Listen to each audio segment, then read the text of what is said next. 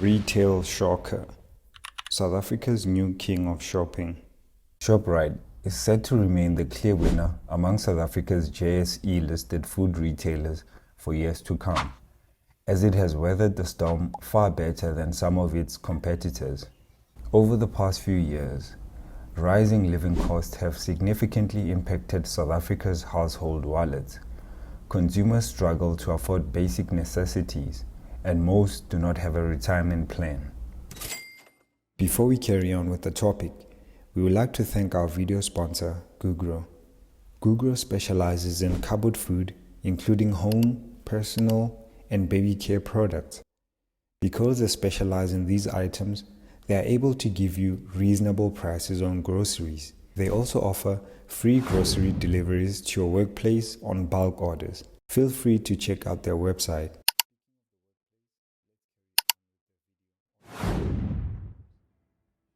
Finmark's Trust's annual FinScope Consumer South Africa for 2023 found that food costs consume approximately one-third of South African residents' income, and rising costs weigh heavily on consumers' budgets. Living expenses, which include groceries, energy, transportation, and communication, account for around 85% of monthly income. Specifically, groceries account for 30.4% of expenses, energy for 11.5%, transportation for 9.1%, communication for 8.8%, and routine household maintenance, rental, and rates for 8.5%.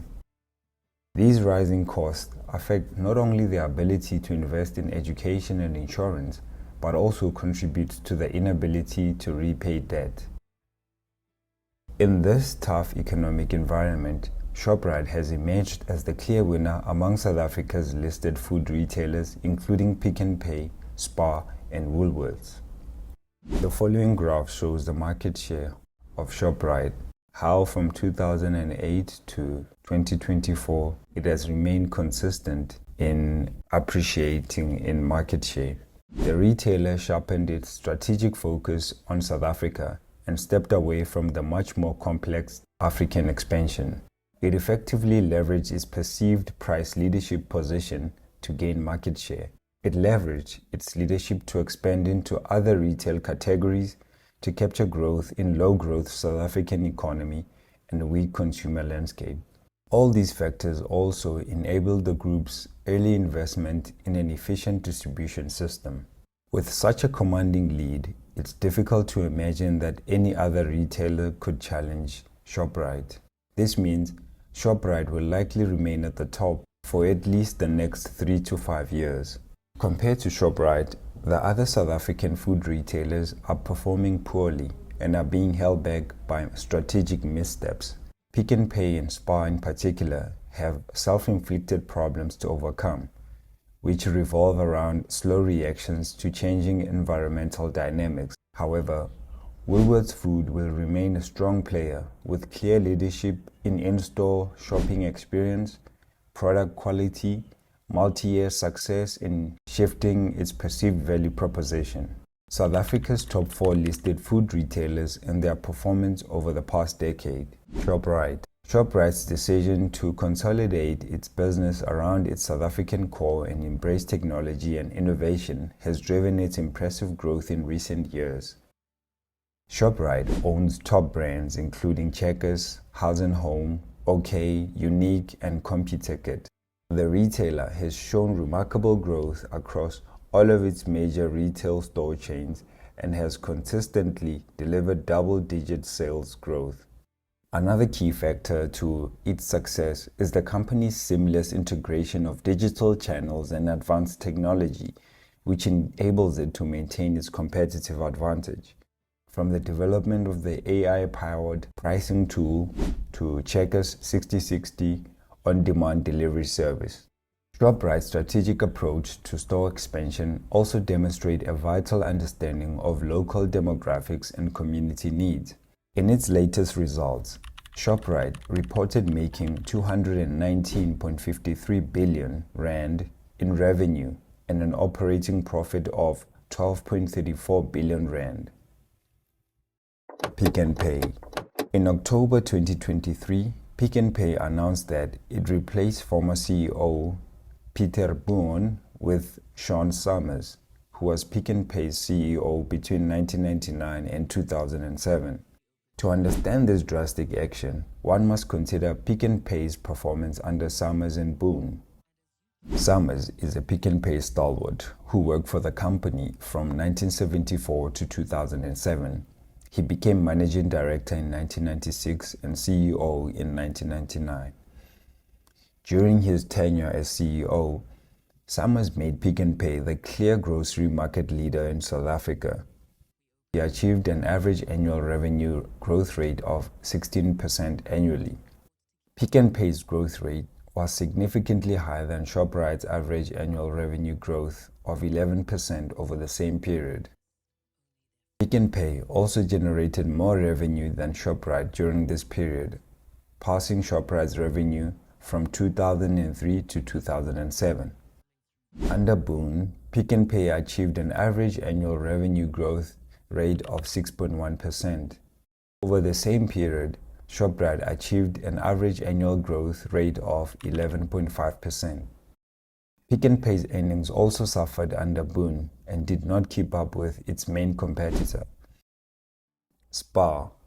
While Spar has shown revenue growth over the past decade, the retailer's earnings haven't kept pace. This is largely due to increased competition in the food retail space and the country's economic hardships. However, Spar's weak performance over recent years has also largely been due to self-inflicted challenges. For example, Spar's SAP implementation challenges at its KwaZulu-Natal distribution center and the impairment of goodwill and intangible assets associated with Spar Poland have significantly impacted the retailer's profitability in recent years. Spar started rolling out the new 11.8 billion SAP software system at its KwaZulu-Natal distribution center earlier this year.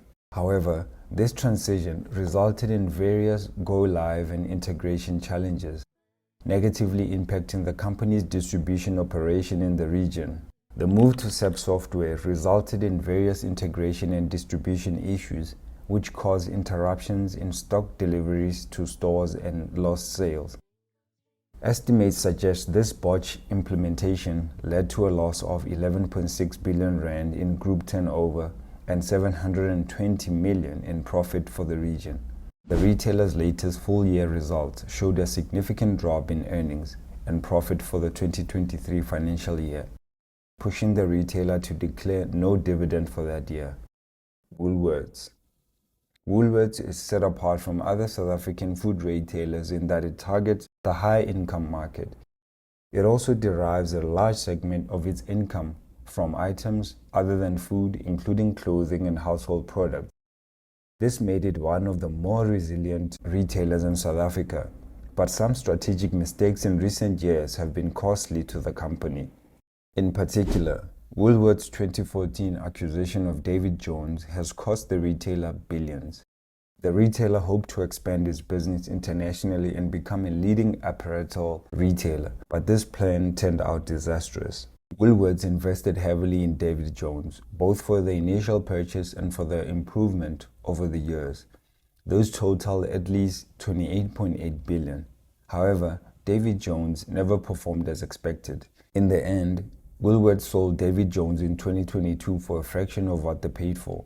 This was a major loss for Woolworths and is considered one of the biggest corporate blunders in South Africa. The following graphs show South Africa's retail wars revenue from 2014 to 2024. We can see in the picture displayed on the screen now how Shoprite has managed to grow in revenue. In terms of net income, we see from the same period that Shoprite has done well from 2014 to 2024. Woolworths came in close but dropped off in 2018 to do a slight recovery after 2020. Equity. Shoprite maintained a consistent dominance in terms of equity from 2014 to 2024, with Woolworths coming in at second, dipping off from 2018 as previously mentioned in the previous slide.